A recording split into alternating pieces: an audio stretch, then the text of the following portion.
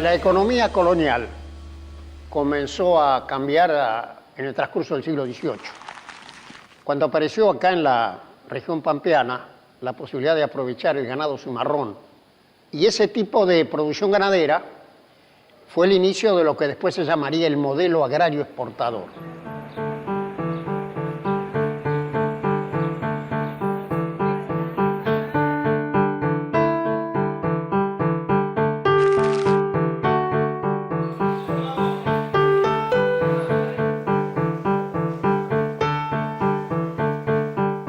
¿Qué dice, Aldo? Muy bien. ¿Qué cuenta? Bien, acá trabajando, leyendo.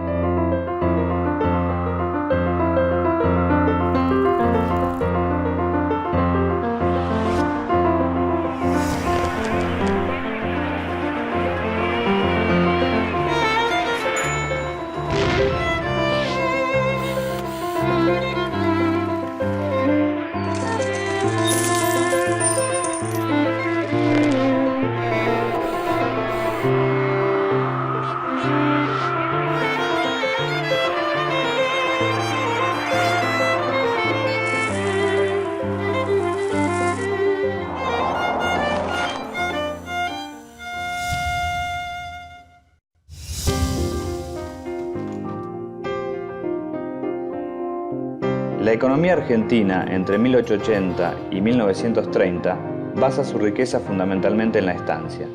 Los productos derivados de esta explotación serán la base del modelo económico subsiguiente. Profesor, Hola, ¿cómo le va? estás? Muy bien, ¿cómo estás? Bien, bien, lo estaba buscando. A ver, decime. Mire, resulta que nosotros estamos haciendo una investigación respecto al modelo exportador y a la presidencia de Roca. Y quisiera ver si nos podría brindar alguna charla respecto a estos Con mucho temas. gusto, lo podemos hacer con Marcelo. ¿Cómo no? Casualmente estábamos hablando de ese tema ahora. Es una etapa fundamental de la historia argentina. Así que con mucho gusto. Buenísimo. Cuando tú quieras. Hasta luego. Chao. El modelo agroexportador es el sistema económico que funciona en Argentina entre 1890 y 1930 aproximadamente, y que se sustenta en la exportación de los productos del campo como carne y cereales en grandes cantidades. Gran Bretaña, tras la Revolución Industrial, precisa materias primas para sus productos.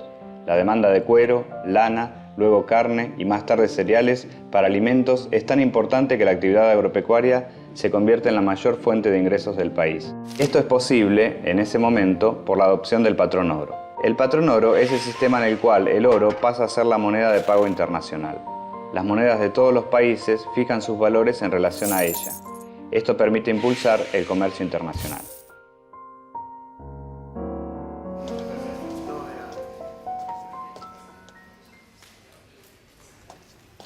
Para poder realmente desplegar el potencial productivo de la región pampeana, era necesario crear las condiciones de seguridad interior, de paz interior, de resolución de los conflictos federales, del conflicto con la provincia de Buenos Aires.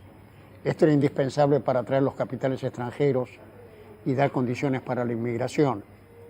Y esto se consuma en 1880, que es un año crucial, porque ahí se resuelve el problema después de un conflicto con la provincia de Buenos Aires, se federaliza Buenos Aires como la capital de la República y se inicia la primera presidencia de Roca. Pero de todos modos subsisten muchas tensiones desde el punto de vista político y social todavía, ¿no? No, sin ninguna duda. Y es a través del liderazgo del general Roca que se organiza la coalición política dominante ligada a los sectores hegemónicos de la economía y de la sociedad argentina fuertemente asociados al capital extranjero. Es el Partido Autonomista Nacional. Entre 1880 y 1914 llegan a la Argentina más de 3 millones de inmigrantes de la Europa más pobre. Son los que conformarán el movimiento obrero. Pero estos inmigrantes traen nuevas ideas, anarquistas, socialistas, y generan tensiones en este régimen político restrictivo. Yo, 9. 6, 7, 8, 9. Me compré la provincia de Salta. ¿La querés? 2.600 pesos. Uno de los partidos que se plantea integrar a los obreros es el radicalismo, aunque solo desde lo político. En 1912, los conservadores Carlos Pellegrini y Roque Sáenz Peña impulsan la ley de voto masculino, obligatorio y secreto. Y en las primeras elecciones libres de 1916, los hijos de los inmigrantes serán los electores del radical Hipólito Yrigoyen. Desde entonces, el país no disponía de más tierra agrícola que ofrecer a los inmigrantes europeos que comienzan a llegar en olas cada vez más poderosas. Las condiciones productivas de las tierras, la evolución del mercado y el ferrocarril terminarían por reafirmar la estructura latifundista. 19 personas adquirieron más de un cuarto de las tierras pampeanas recién conquistadas. Se distingue así la capitalización inmobiliaria de las grandes fortunas de Buenos Aires: los Unzué, Leluar, Del Carril, Martínez, Anchorena, Cambaceres, Alvear, Quintana, Torkins, etc. Estos hechos dificultaron el acceso a la propiedad de la tierra de los trabajadores rurales que se incorporaban a la expansión de la economía agropecuaria de la región pampeana y dio origen a su característica institucional básica: la explotación de una parte sustancial de la superficie disponible por arrendatarios y de otra parte en grandes latifundios. Estoy tomando algunas notas y recordando en el siglo XIX, hasta el final del siglo, la importancia que tuvo el lanar y la lana en las exportaciones y cómo incluso el lanar fue desplazando en varias regiones al ganado vacuno. Sí, y en realidad hasta fines del siglo XIX, pero después ya va a tener importancia significativa los cereales, el trigo y el lino, que van a adquirir una relevancia importante dentro del total de las exportaciones de la Argentina. Claro. Básicamente hasta los inicios de la Primera Guerra Mundial. Después la carne va a recuperar otra vez el valor y la importancia que tenía previamente, ¿no? La extranjerización de la economía argentina también se refleja en la presencia del capital extranjero en forma de inversiones. Los países industrializados, en especial Gran Bretaña y Estados Unidos, levantan compañías comercializadoras de granos, frigoríficos, bancos y grandes obras de infraestructura. Aldo, estaba pensando en visitar algún lugar como para ver la producción agropecuaria, algún tipo de producción que me permita mirar algo similar al modelo agroexportador. Me parece una buena idea. ¿Qué puede ser una estancia? Una vieja estancia, claro, con su casco y eventualmente con su producción. Muy bien. Me parece una buena idea, Marcelo. perfecto. Bueno, me avisa cuando va, ¿eh? Perfecto, y Aldo. después conversamos. Chao, que siga Hasta muy bien. luego.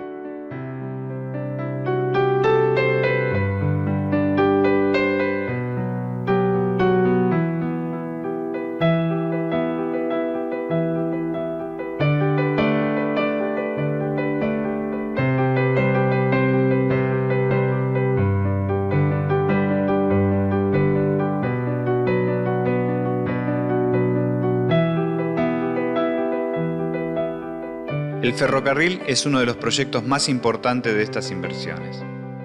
El tendido de las vías en Argentina tiene una dinámica radial. Las cabeceras de todos los ferrocarriles confluyen en Buenos Aires. Lo que hacen es comunicar las zonas cerealeras y productoras de carne con el puerto, desde donde parten los productos hacia Europa. De esta manera, la red ferroviaria termina de consolidar el proceso de concentración económica. Las economías regionales basadas en las artesanías quedan condenadas a desaparecer frente a la competencia con los productos importados. Languidecen o entran en una profunda crisis.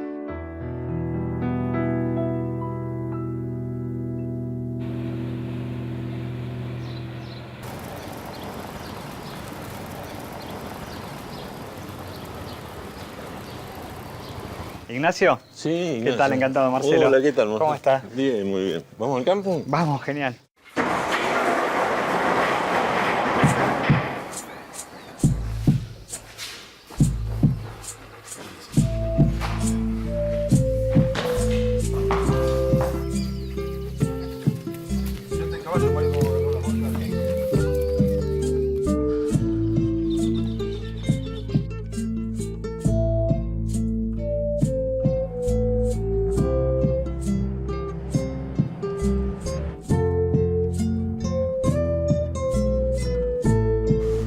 ¿Por qué no me contás un poquito cuáles son las actividades que se desarrollan en la estancia?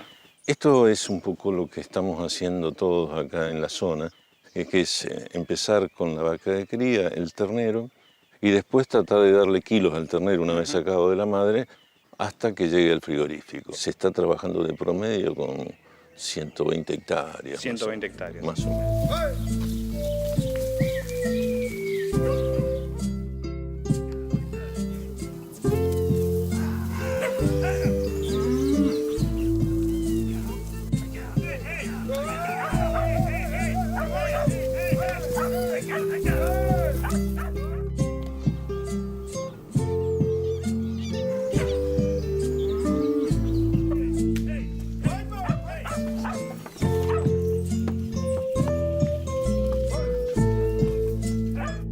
Inicialmente en el siglo XIX esta zona se dedicaba a la ganadería ovina, ¿no?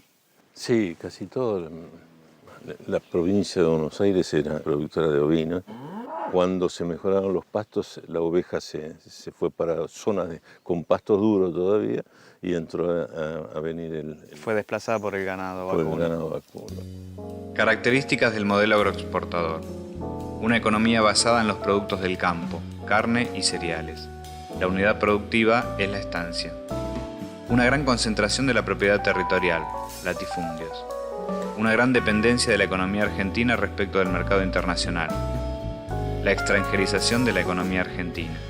Las inversiones extranjeras en grandes obras públicas. El tendido del ferrocarril centralizado en el puerto de Buenos Aires.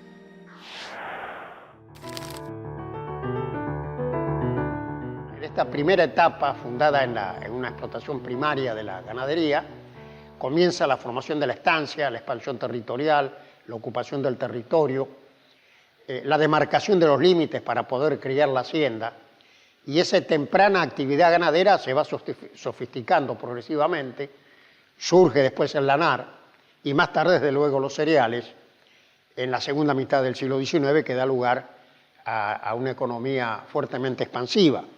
De tal manera que la producción inicialmente, vinculada al comercio internacional con algunas perspectivas de desarrollo y de acumulación, se va realizando inicialmente en esta unidad productiva de la estancia. La estancia es el espacio que se va formando, en el cual los propietarios de la tierra van criando hacienda y van generando una actividad que lleva a un cierto nivel de transformación, como por ejemplo los saladeros.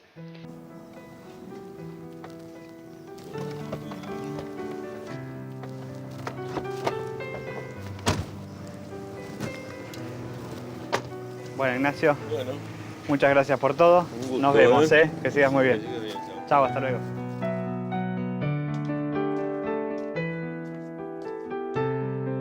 Buenas tardes. ¿Un boleto a Buenos Aires? Sírvase. Gracias.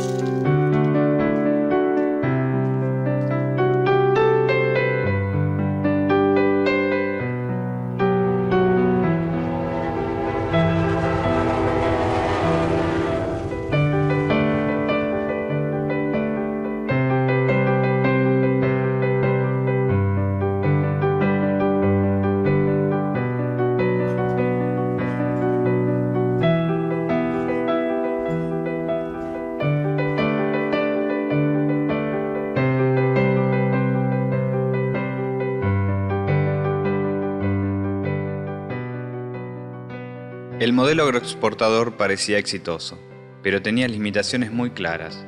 Una de ellas era la excesiva dependencia de la economía respecto del mercado mundial. Esto ocasionaba que, ante una crisis internacional, Argentina tuviera dificultades para colocar sus productos agropecuarios, porque los países compradores no tenían dinero disponible. Tampoco podía importar los bienes que necesitaba. Este fenómeno puede observarse en las sucesivas crisis internacionales que afectaron al país, en 1874, en 1914, en 1930.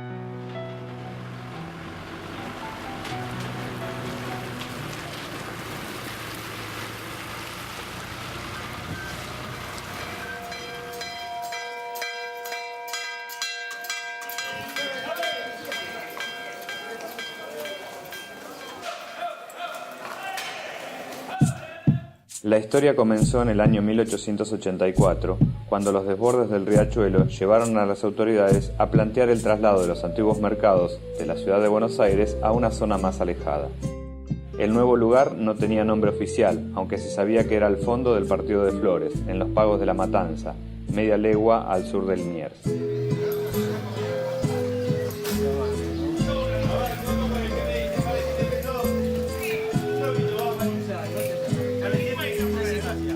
Pesame 12 euros. No le iba, pero el número 1. ¿Qué vale 7? ¿690? ¿680? No. La vaca esta, espectacular de la Pampa, creo que es. A ver cuánto por ella, ¿qué me dicen? ¿Qué vale también lo mismo? ¿620? ¿620? ¿610? No, 36, 38, 40 no. 5, 38 fui y vendí. Las reses se faenaban en una gran playa empedrada, llegando la sangre de los animales a un arroyo cercano. apodado desde entonces Arroyo de la Sangre. Actualmente el mercado de Liniers tiene una entrada de 50.000 animales semanales.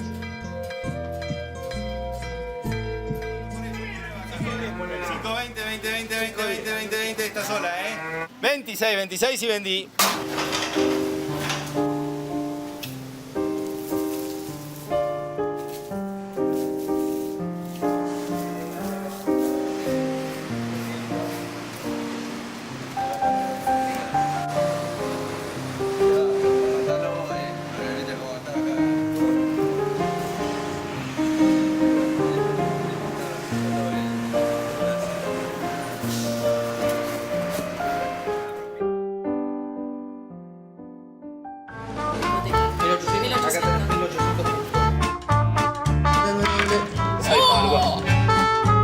Río Negro y petróleo me gusta, lo quiero.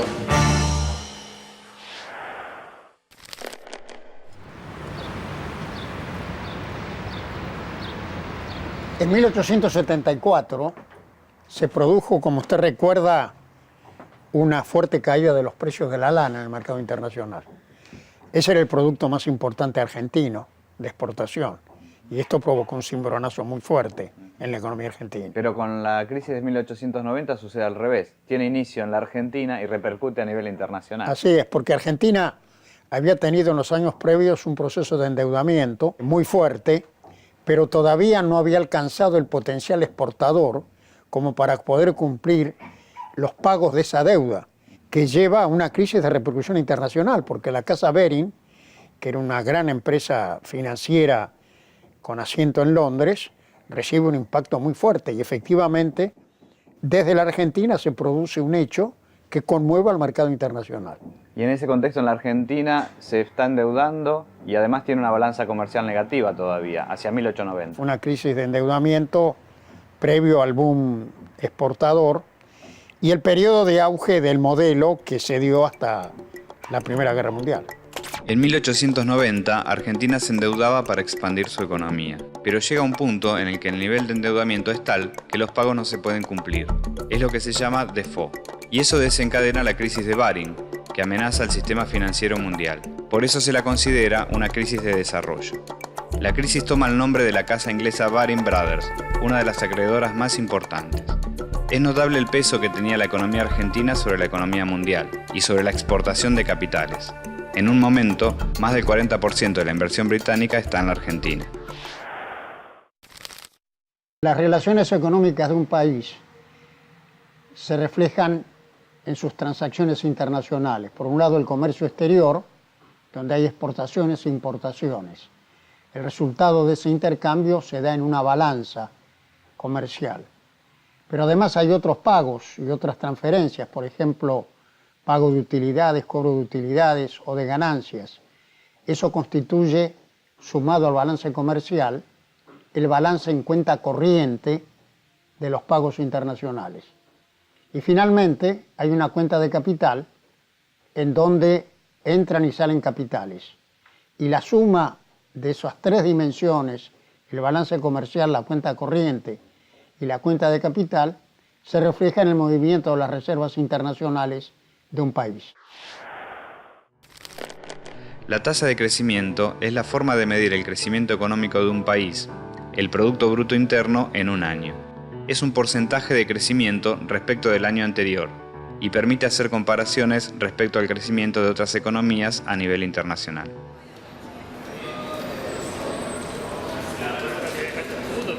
¿Qué era ese modelo agrario exportador que sucede a la economía colonial? ¿Era ese modelo adecuado para tener un país próspero, equitativo, inclusivo, con bienestar social? ¿O era un modelo con una gran concentración de la riqueza? ¿Qué futuro tenía a largo plazo? Y las respuestas son muy claras. La experiencia histórica revela que ese modelo tuvo dinamismo durante un periodo de la economía mundial en que había una gran demanda y buenos precios para la producción agropecuaria. Pero también demuestra que en virtud de la fuerte concentración de la propiedad de la tierra y de los recursos, era un sistema muy inequitativo. Las oportunidades eran limitadas. Y una de las cosas que pasaron como consecuencia de esto es la gran proporción de gente que venía a la Argentina como inmigrante y por falta de oportunidades, regresaba a su país de origen, a pesar de lo cual Argentina fue en todo ese periodo, después de los Estados Unidos, el país que más recibió inmigrantes en el continente americano. Así que era un sistema que fue viable en ciertas condiciones del mercado mundial, que generó una cierta prosperidad en algunas clases medias, que concentró mucho la riqueza en las élites dominantes y que respecto del grueso de la población derramó de manera muy pobre, muy insuficiente, la riqueza que el mismo modelo agrario exportador ponía en marcha. Y finalmente, los acontecimientos posteriores, cuando cambiaron las condiciones internacionales, revelaron cuáles eran las debilidades reales de ese sistema, que era ya incapaz de contener a un país cuya población estaba creciendo y excedía las posibilidades del modelo agrario exportador. En 1914, el estallido de la Primera Guerra Mundial genera desabastecimiento a nivel internacional. Nuevamente Argentina tiene dificultades para importar bienes y equipos, y se corta el flujo de capitales extranjeros. La caída de las exportaciones afecta principalmente a los cereales, para entonces el principal producto de exportación. La situación se mantiene durante toda la guerra hasta 1918. En la década del 20, la economía argentina comienza a recuperarse de las consecuencias de la guerra. Y los gobiernos radicales de Irigoyen y de Alvear toman algunas medidas trascendentes en un sendero que podía haber iniciado una trayectoria distinta. La creación de YPF, la creación de la fábrica militar de aviones. Y la Argentina fue pionera en muchas de estas cosas, y de hecho fue el país más avanzado de América Latina. Sin ninguna duda, pero desgraciadamente el país se acercaba ya no solo al final de una etapa de su desarrollo económico, el de la economía primaria exportadora, sino al fin del ciclo de construcción democrática iniciado con la Organización Nacional. Estábamos ya en las vísperas del golpe de Estado del 6 de septiembre de 1930, que es una fecha verdaderamente trágica en la historia argentina.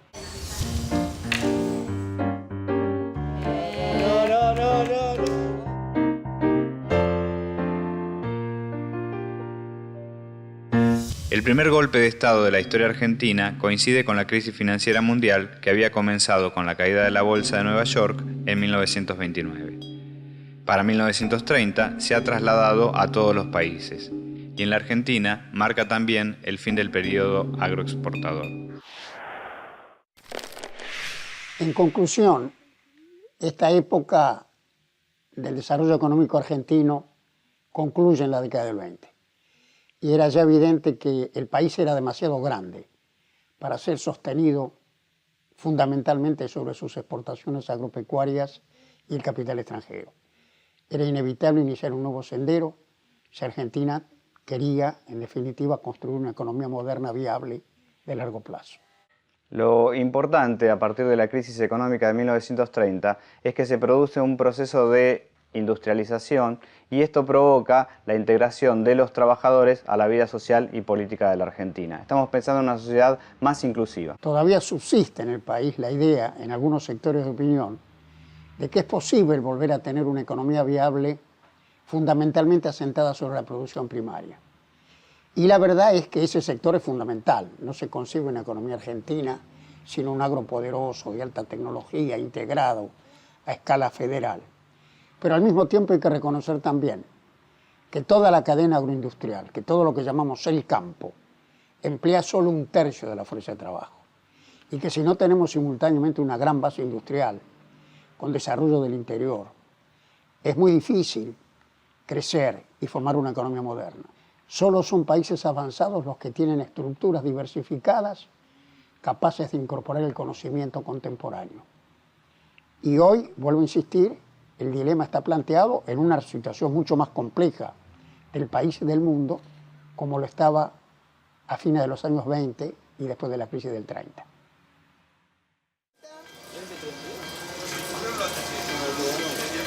Yo te dejé 6, no 10.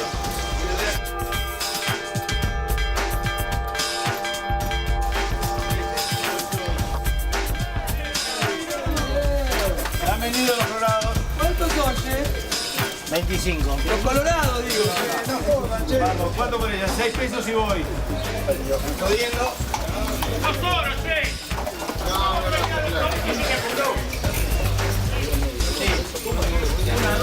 28, 30, 32, 34, 36, 38, 40, no. 5, 38 fue vendido. Miren, vamos a un novillo pesado.